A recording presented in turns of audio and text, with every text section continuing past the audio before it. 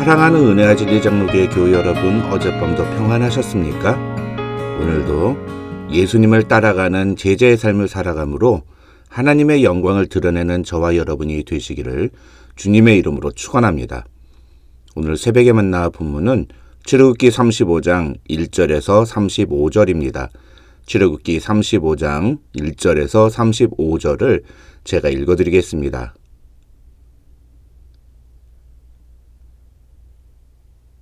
모세가 이스라엘 자손의 온 회중을 모으고 그들에게 이르되 여호와께서 너희에게 명령하사 행하게 하신 말씀이 이러하니라.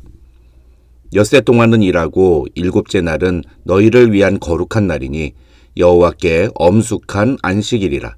누구든지 이날에 일하는 자는 죽일지니 안식일에는 너희의 모든 처소에서 불도 피우지 말지니라. 모세가 이스라엘 자손의 온 회중에게 말하여 이르되 여호와께서 명령하신 일이 이러하니라. 이르시기를 너희의 소유 중에서 너희는 여호와께 드릴 것을 택하되 마음에 원하는 자는 누구든지 그것을 가져다가 여호와께 드릴지니 곧 금과 은과 놋과 청색, 자색, 홍색 실과 가는 배실과 염소털과 붉은 물들인 수량의 가죽과 해달의 가죽과 조각목과 등유와 및 관유에 드는 향품과 분향할 향을 만드는 향품과 호마노며 에봇과 흉패에 물릴 보석이니라. 무릇 너희 중 마음이 지혜로운 자는 와서 여호와께서 명령하신 것을 다 만들지니 곧 성막과 천막과 그 덮개와 그 갈고리와 그 널판과 그 띠와 그 기둥과 그 받침과 증거개와 그 채와 속죄소와 그 가리는 휘장과 상과 그 채와 그 모든 기구와 진설병과 불 켜는 등잔대와 그 기구와 그 등잔과 등유와 분향단과 그 채와 관유와 분향할 향품과 성막문의 휘장과 번제단과 그 놋 그릇과 그 채와 그 모든 기구와 물두멍과 그 받침과 뜰의 포장과 그 기둥과 그 받침과 뜰문의 휘장과 장막 말뚝과 뜰의 말뚝과 그 줄과 성소에서 섬기기 위하여 정교하게 만든 옷 곧 제사 직분을 행할 때 입는 제사장 아론의 거룩한 옷과 그의 아들들의 옷이니라. 이스라엘 자손의 온 회중이 모세 앞에서 물러갔더니 마음이 감동된 모든 자와 자원하는 모든 자가 와서 회막을 짓기 위하여 그 속에서 쓸 모든 것을 위하여 거룩한 옷을 위하여 예물을 가져다가 여호와께 드렸으니 곧 마음에 원하는 남녀가 와서 팔찌와 귀고리와 가락지와 목걸이와 여러 가지 금품을 가져다가 사람마다 여호와께 금 예물을 드렸으며 무릇 청색, 자색, 홍색 실과 가는 배실과 염소털과 붉은 물 들인 숫양의 가죽과 해달의 가죽이 있는 자도 가져왔으며 은과 놋으로 예물을 삼는 모든 자가 가져다가 여호와께 드렸으며 섬기는 일에 소용되는 조각목이 있는 모든 자는 가져왔으며 마음이 슬기로운 모든 여인은 손수 실을 빼고 그 뺀 청색, 자색, 홍색 실과 가는 배실을 가져왔으며 마음의 감동을 받아 슬기로운 모든 여인은 염소털로 실을 뽑았으며 모든 족장은 호마노와 및 에봇과 흉패에 물릴 보석을 가져왔으며 등불과 관유와 분향할 향에 소용되는 기름과 향품을 가져왔으니 마음에 자원하는 남녀는 누구나 여호와께서 모세의 손을 빌어 명령하신 모든 것을 만들기 위하여 물품을 드렸으니 이것이 이스라엘 자손이 여호와께 자원하여 드린 예물이니라. 모세가 이스라엘 자손에게 이르되 볼지어다 여호와께서 유다지파 훌의 손자요 우리의 아들인 부살레를 지명하여 부르시고 하나님의 영을 그에게 충만하게 하여 지혜와 총명과 지식으로 여러 가지 일을 하게 하시되 금과 은과 놋으로 제작하는 기술을 고안하게 하시며 보석을 깎아 물리며 나무를 새기는 여러 가지 정교한 일을 하게 하셨고 또 그와 단지파 아히사막의 아들 오홀리압을 감동시키사 가르치게 하시며 지혜로운 마음을 그들에게 충만하게 하사 여러 가지 일을 하게 하시되 조각하는 일과 세공하는 일과 정색 자색 홍색실과 가는 배실로 수 넣는 일과 짜는 일과 그 외에 여러 가지 일을 하게 하시고 정교한 일을 고안하게 하셨느니라.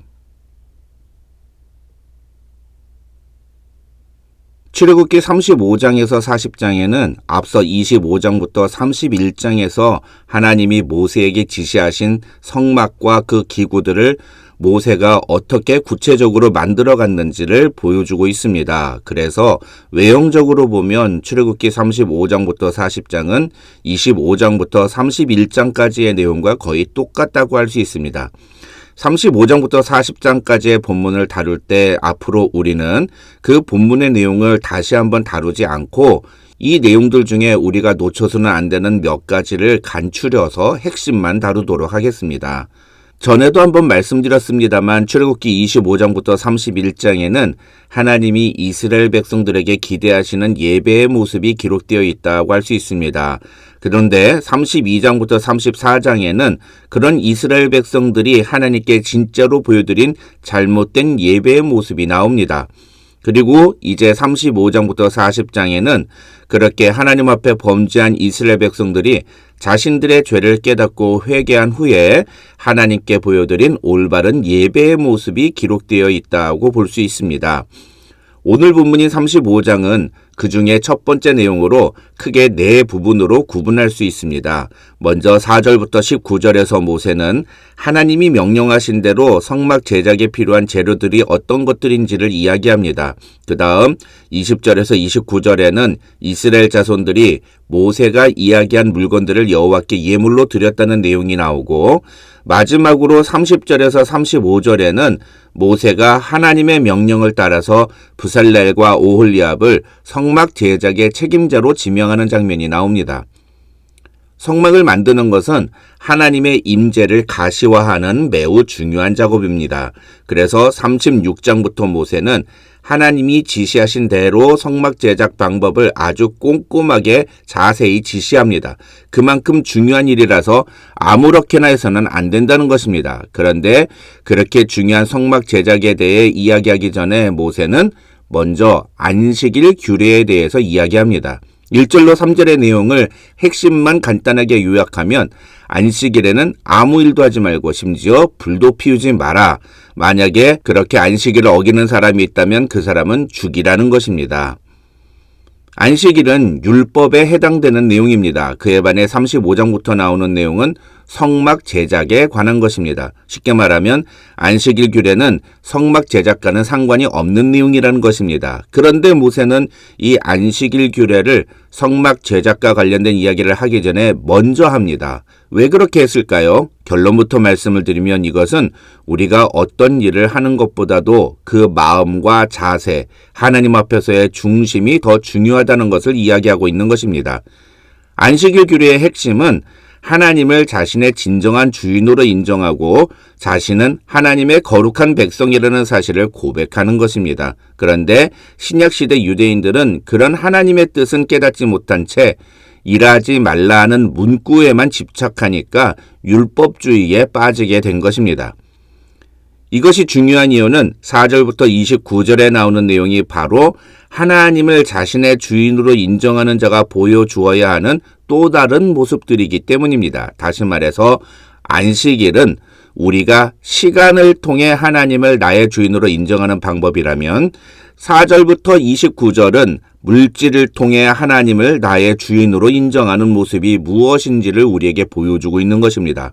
그런 점에서 이 4절로 35절에서 우리는 반복적으로 등장하는 몇 가지 용어에 주목할 필요가 있습니다. 이 용어들은 우리가 시간과 물질 그리고 우리의 삶을 통해 하나님을 우리의 주인으로 인정할 때 잊지 말아야 할 자세와 연관이 있습니다. 첫째는 자원이라는 용어입니다.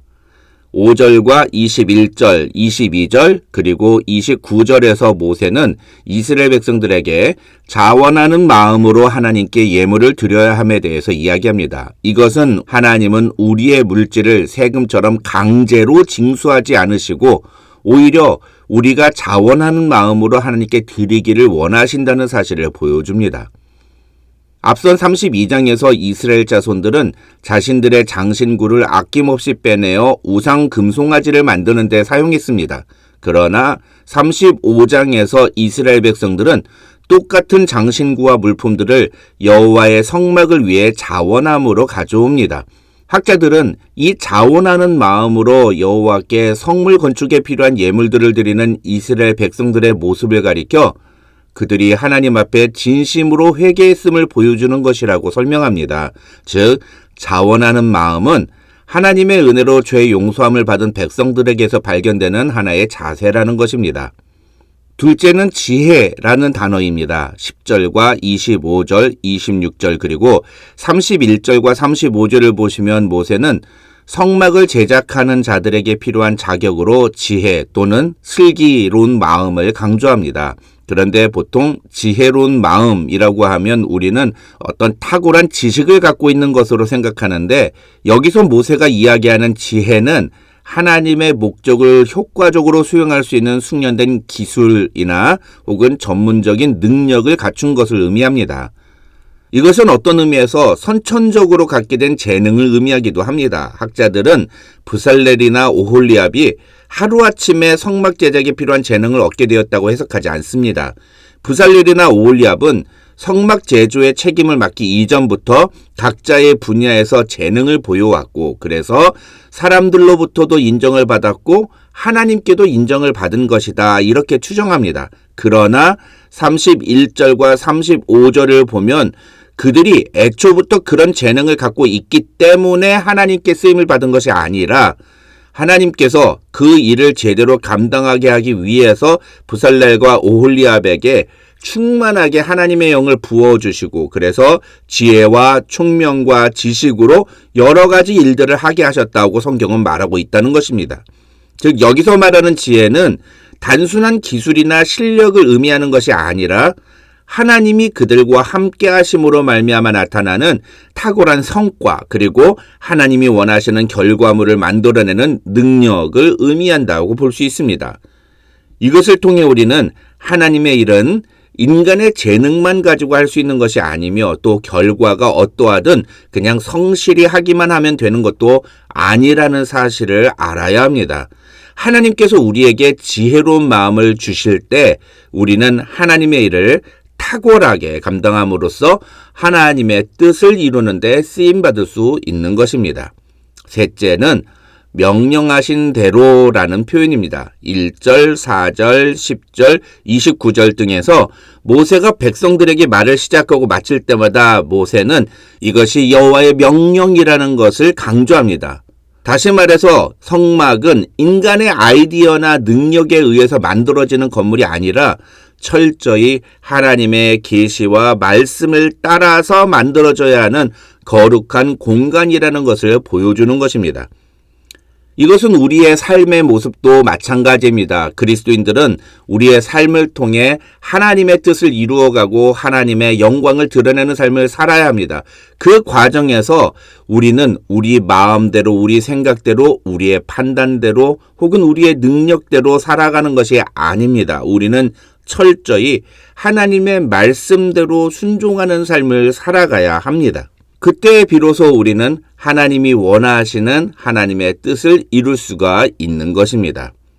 이스라엘 백성들이 장신구를 아낌없이 쏟아내 놓으며 기쁨으로 자원할 수 있었던 이유는 금송아지를 만든 우상숭배의 죄를 저지름으로 말미암아 진멸당에 마땅했던 자신들을 조건 없이 용서하시고 다시 함께해 주시겠다고 말씀하신 하나님의 자비와 은혜를 경험했기 때문입니다.